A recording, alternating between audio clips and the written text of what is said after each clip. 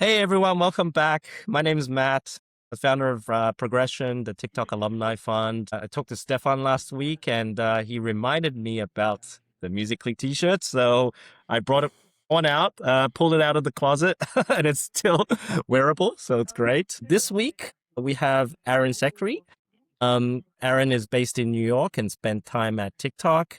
And Aaron, you actually have a very global experience. Can you tell Yeah. us a little bit about yourself and how well traveled you are and where you grew up and all that stuff and how you ended up in the No, US? it's such a pleasure to be on. So yeah, I'm born and raised in Hong Kong. It surprised a lot of people.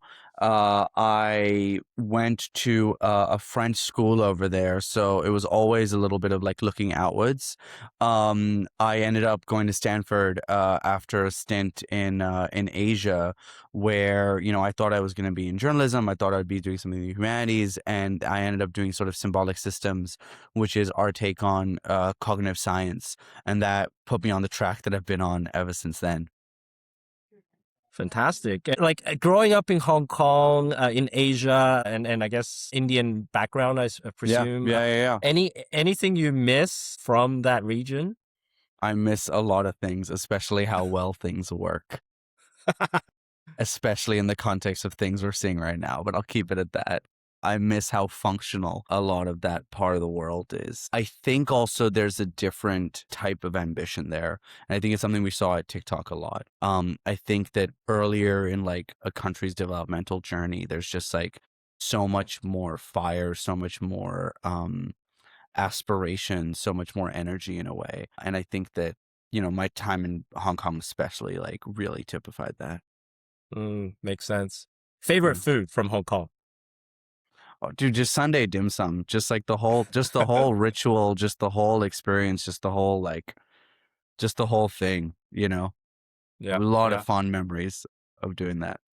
Amazing, amazing. So after Stanford, I guess you joined Palantir, and then you went to Uber, and then you went to TikTok. So these are Yeah. like amazing companies, like huge companies, and all very different as well. I guess like I want to explore.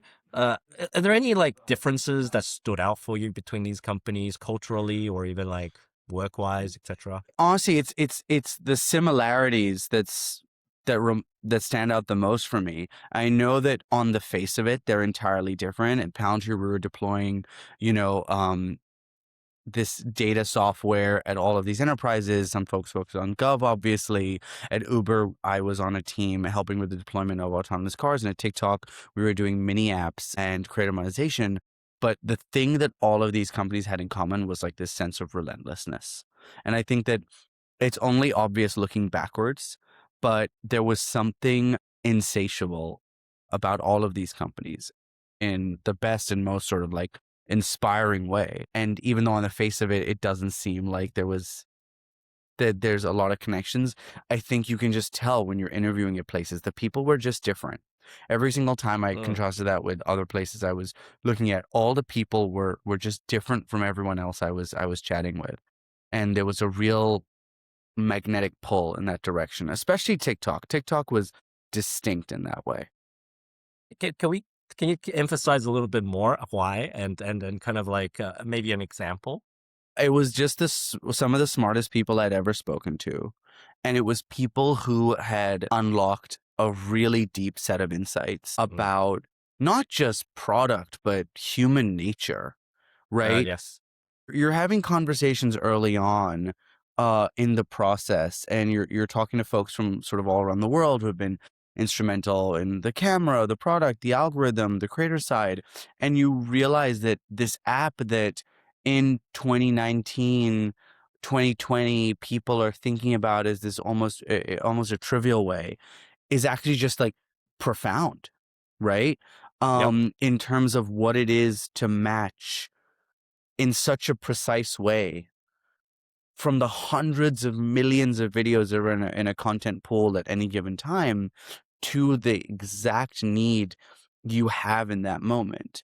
Hmm. And just this notion of a product that is designed to get to know you and to subvert like the expectation we had. Iming said that, before you went out to get information, then information sort of comes to you. That was like the next evolution of it. And then thinking that, hey, this isn't just for dance videos or videos even. This is a paradigm for how we can think about access to all types of content information going forward. You almost become really demanding. I Right. found it really funny after TikTok or during while I was working there, when you see all of these products that feel so antiquated. It's like, well, why isn't Zillow sending me exactly the place I should be living in? Right. Right. Right? Why is Resi not telling me precisely like where I should be eating? You almost become greedy because TikTok demonstrates just how well it's able to match that supply and demand for content, for ideas, for information. So Yeah. I was always just like so impressed with what was revealed to me in just like a few interviews there. Makes sense. I mean, yeah, that's the direction we're going in, right? Like Yeah. now, pretty much consumers expect this kind of experience, Yeah. hyper personalization. Like almost no one's going back to the old methods anymore, right? Yeah. Is that how you see things? Well, I see it almost in two different ways. I see it as yes, everything needs to be personalized. We've seen that this sort of full screen feed is the best delivery mechanism for content and information history. But then you're also seeing on the flip side that if you're giving people the tools and the agency, at least for some subset of users, they're almost telling you, hey, I know exactly what I want. So I'm going to go out and build it. So it's interesting kind of, it's almost like for the most part, give me, whatever's relevant to me. But if I have this sort of strong conception, I feel empowered to go out and get, the very specific configuration of things that I want. So I don't know if that's more a failure of other consumer startups to keep up pace, and Mm. to match those needs, or it's this incredible flourishing of our own agency. I'm not particularly sure, but I hope it's the latter, Yeah. obviously. Yeah. Makes sense. Makes sense.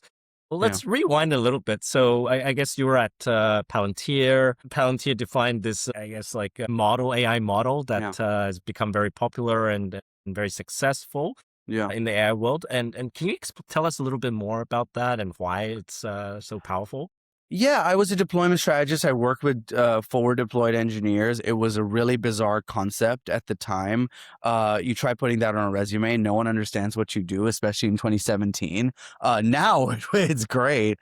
I just think that people, if you're on Twitter all the time or on LinkedIn all the time, or you're in your little coffee shop with 7 Claude codes running or whatever, you don't have a sense of like how entrenched certain workflows are and how hard it is to change things, right?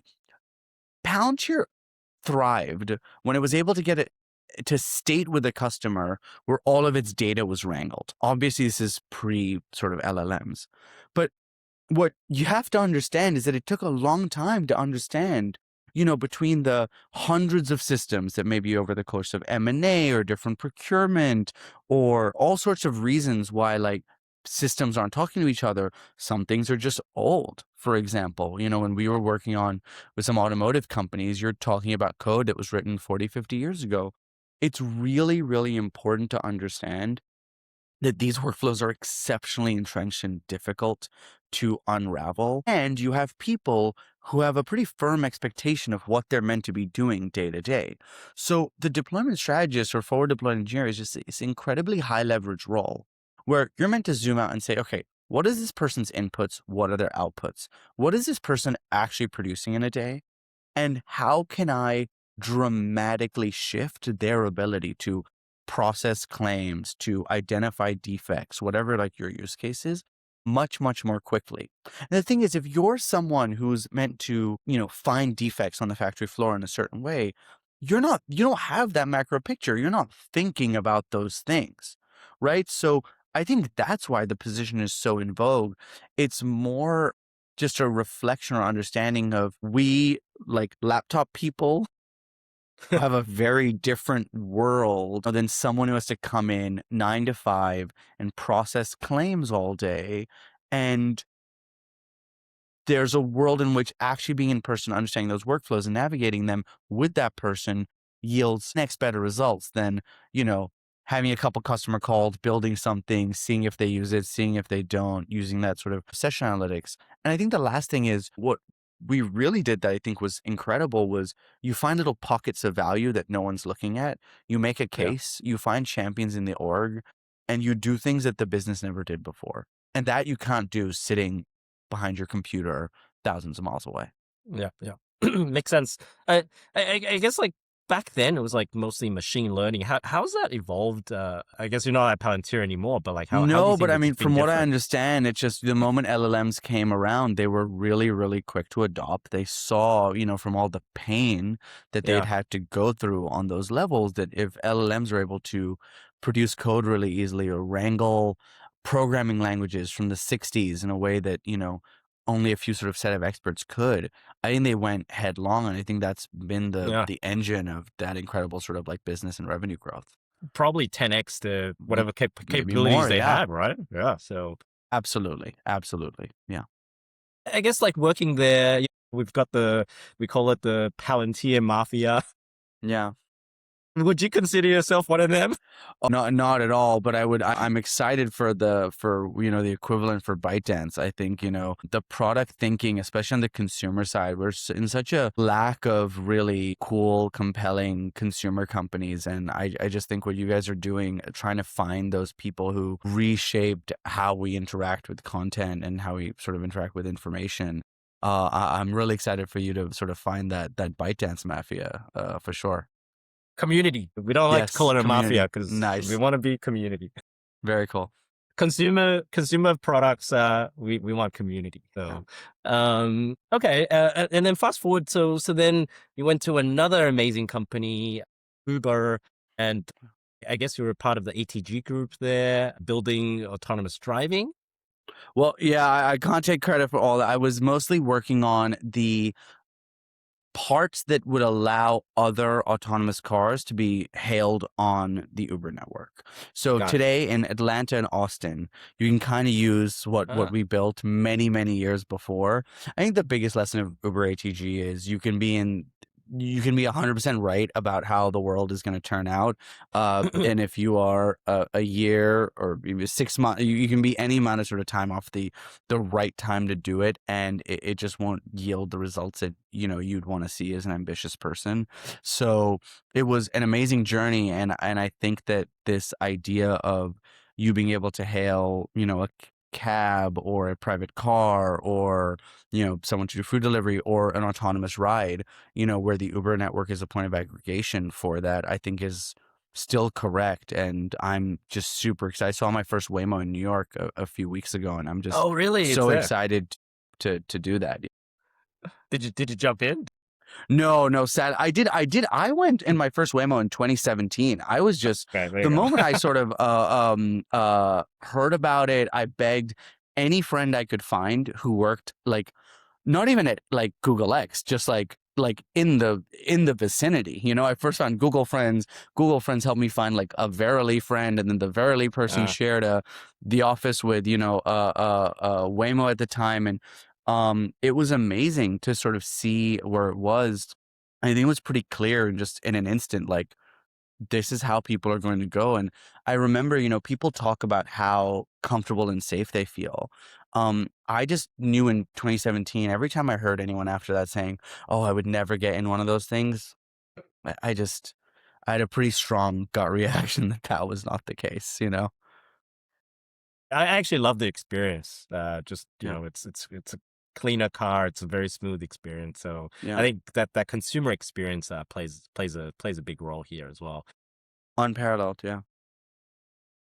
I guess like Uber never really delivered the autonomous vehicles, but Yeah. I guess you didn't uh, see an end to that chapter. I guess.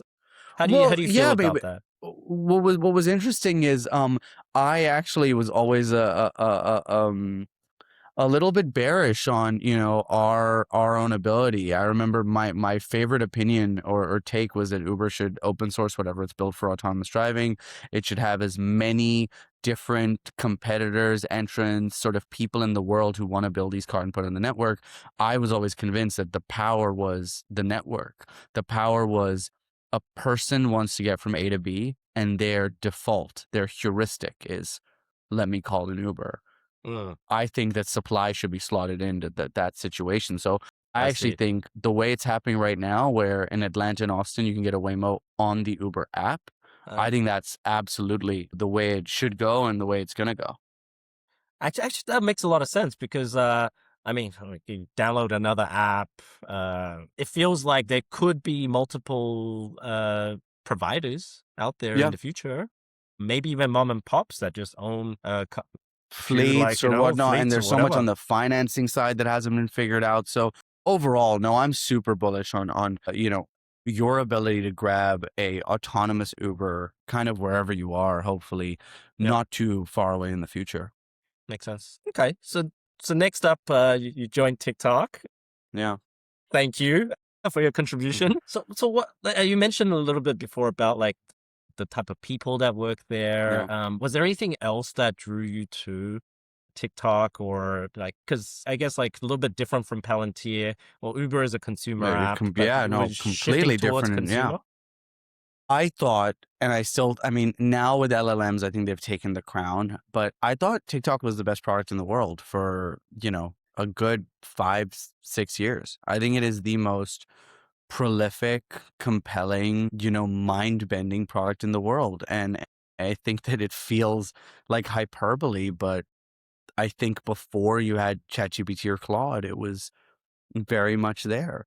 Yeah, They understand something about human nature in a way that is just so deep. I think that the people were absolutely relentless. I think the people also just in a very like inspiring and interesting way, just deeply unsentimental. They were just very analytical. And I think that there was always this push for truth mm, internally, right? Bring your data, bring your numbers to back it up. Reviews where you have 100 people on a call commenting on a doc, just a real emphasis on finding the best thing for the user in that moment and actually having people defend every side of the argument. I just yep. thought it was a really profound place in that way. It was very data driven, right? Like it was like give me It evidence. was 100%. I mean, I don't, yeah. I mean, of course, everything requires conviction at the end of the Yeah, day. Big product bets require conviction, but they always came from somewhere, right? All conviction came from somewhere whether it was what you're just seeing in the market, an emergent user behavior. It was very quantitative in a way that even those other places weren't, even though they're famous for being super quantitative.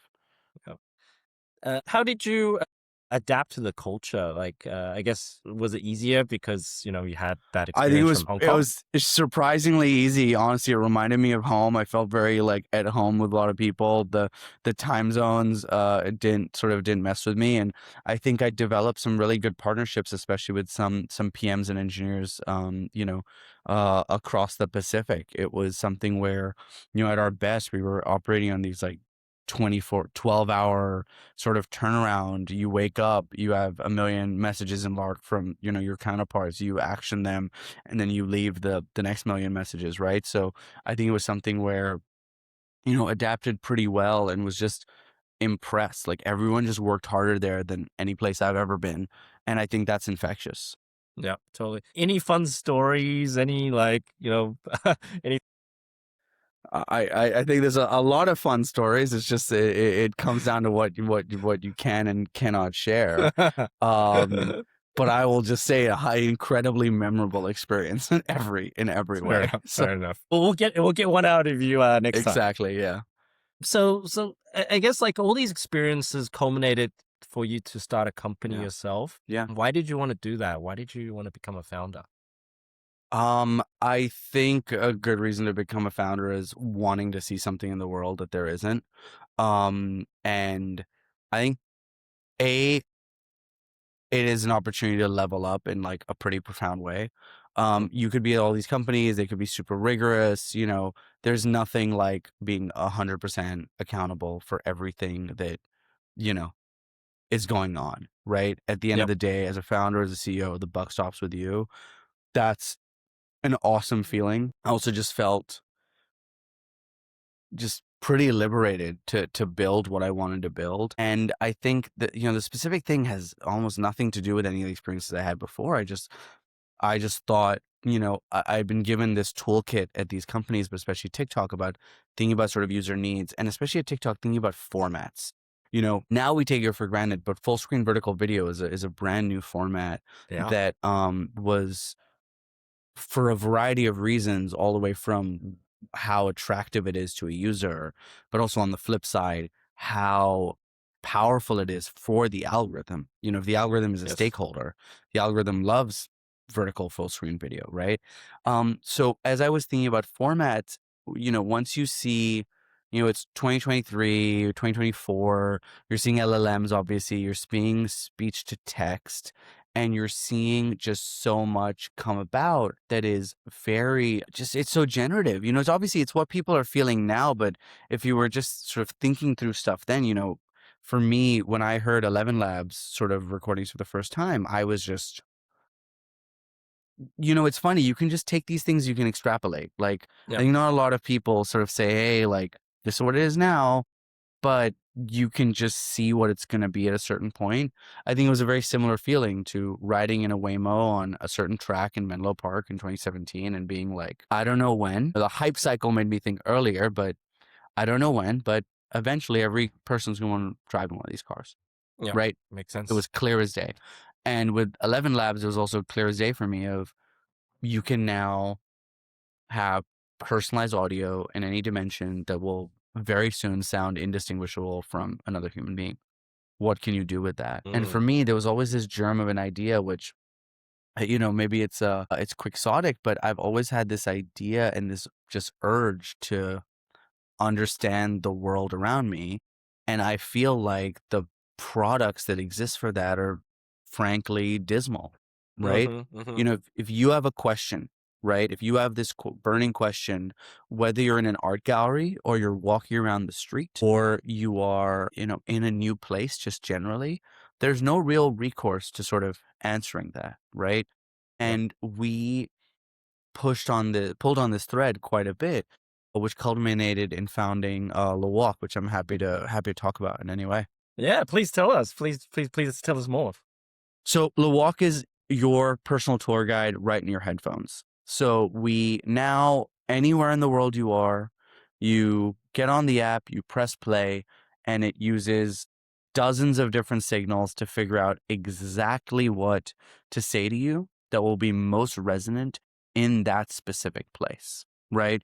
So, previously we were focused on sort of fixed rails where as you're walking, we're giving you this Yes. continuous guided experience. And that was in 7 different countries, 10 different markets. But now we're focusing on this idea of wherever you are, we're going to guide you and be that answer to your curiosity.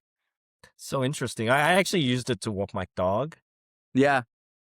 And actually, I think the product evolution, because there was a company previously, I think maybe like 5-10 years ago, that was Hmm. doing a detour or something like that, was Yeah, doing something totally. like that. Yeah. I guess now with the expectation of consumers hyper personalization and Yeah. also like the ability to just crunch all this data and create something on the fly, Yeah. it's like almost every time you walk somewhere, the experience could be different. Is that how you kind of think about it? It could be magical every time. 100%. So I first of all like think about, okay, well, let's think about just sort of like the physical world in this way, right? On the same street in Paris, on a single street in Paris, you could have had a Roman walk on that street. Charlemagne has, maybe walked on that street. You have had emperors and kings. You have had Napoleon. You have had Coco Chanel. You've had Charles de Gaulle. You've had, just on, let's just say, like a street around Ile de la Cité, right, where Notre Dame is, that oldest part of the city.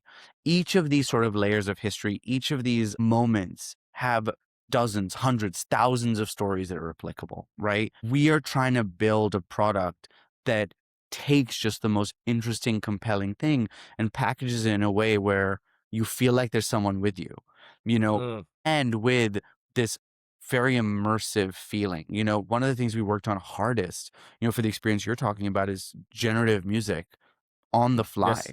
Yeah. So how do we create something where you are just immersed, you're captivated? We had one user say that it was like being the main character in a movie, but no one else around you knows you're playing it, Yeah. Yeah. right? Yeah. We want to create that feeling that you're both very connected to where you are because it's highly geospecific, but also it's a one of one individualized experience, right? And that's sort of what you got. And it becomes just especially compelling when you're in these places that have so much of the history. But honestly, even if you're just going to sort of random areas, so to speak, there's so much to uncover that we just don't have any sense of that we can tap. So yeah, you could walk the same street 100 times on the product and hopefully it never repeats the thing. So I guess you left to co-found the company with a couple other friends from Yeah. TikTok, right? How did you convince them? Yeah, I think that first of all, you establish really deep relationships. I don't know what the data is about sort of co-founder relationships, based on duration of your relationship, but I think that when you're at a place like TikTok where you're tested in this way, you absolutely like form these really deep bonds. And also it's very obvious who's really, really good and who's, you know, I made sure I had a mental checklist of all the people I wanted to say an extra long goodbye to, and made sure that, when the time was right, just talk about the future. And I think that the biggest thing for all of us was not talking about, hey, let's start a company or let's do this. It was Yeah. really about like, hey, look at this technology that's out there. Look at what's possible. Look at this consumer experience that like no one's ever done in a market that really needs something, has very little digital, like in sort of trip, right? There's very little sort of digital augmentation of your experience traveling anywhere, which is shocking. It's, usually just a utility like a Google Maps, but very seldom like anything enriching or edifying in that way. So it was just really just talking about the potential of this technology. And although I have enormous conviction in it, taking a little bit of that ByteDance methodology and saying, hey, if this doesn't work, there's a million other things we can build. I just have conviction in this. And there's really conviction around the idea that got people excited. And we ended up Mm, having, we have 4 ex TikTok folks on the team, amazing. given the bonds we had there.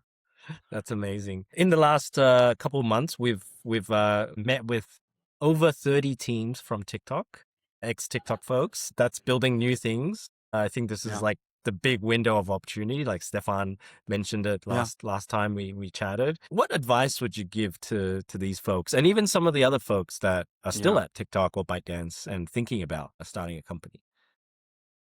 I don't, who am I to give advice? If I were to say anything, it would be just give it a shot. Give it a shot and give it your all. We are in very, very strange times. I think there's a lot of enthusiasm. It's both never been easier to raise money and it's also never been harder in some ways. It's never been so competitive, but there's never been that much greenfield. I would say that really, really excites me is taking a moment, taking a breath, logging off of Twitter for a second and asking yourself, what do people need? And in what way can we deliver it that's different, right? I think a Yep. lot of people are simply saying AI for this, AI for that, and Right. taking existing things of CRMs or accounting or whatnot. I'm sure those are fabulous areas to be in, but you're also going to be at a race, you're just going to be in an incredible sort of competitive race. I think just starting and saying, where are there unmet needs? And this is where you have to use your imagination. Like, I think that this whole conversation of taste is just so unbelievably annoying and just reductive. I think the thing now, less than taste, is just imagination, Mm, right? And about conceiving of things in almost a childlike way of what could be. I mm, think Eming did this really well. I think, imagine is one of those sort of core like notions of TikTok, of ByteDance, right? Imagination there. I feel like we have this opportunity to do anything. So why would you tackle something that's just that's so formulaic, right. right? Right. If you believe in what's going on, you also have to believe our relationship to technology is going to be fundamentally different. Yeah. So you may as well do something that respects that, So that'd Yeah. be my advice. Just like taking a second and saying, how do we conceive of people interacting each other? What are the things people like most desperately want, right? In whatever domain, right? And then saying, okay, well, what are the tools we can apply? Yep. The bet we're making is that we think that out of the 1.5 billion people that travel every year, there's an enormous, enormous unmet need of just contextualizing where you are, where the current solution, i.e. like a tour guide, is really not the answer that your average consumer wants, you know? Yep. But you have to start with, what do people need? Yeah, makes sense. Build for your Yeah. audience. Build your Yeah. for the end user, right? So Yeah.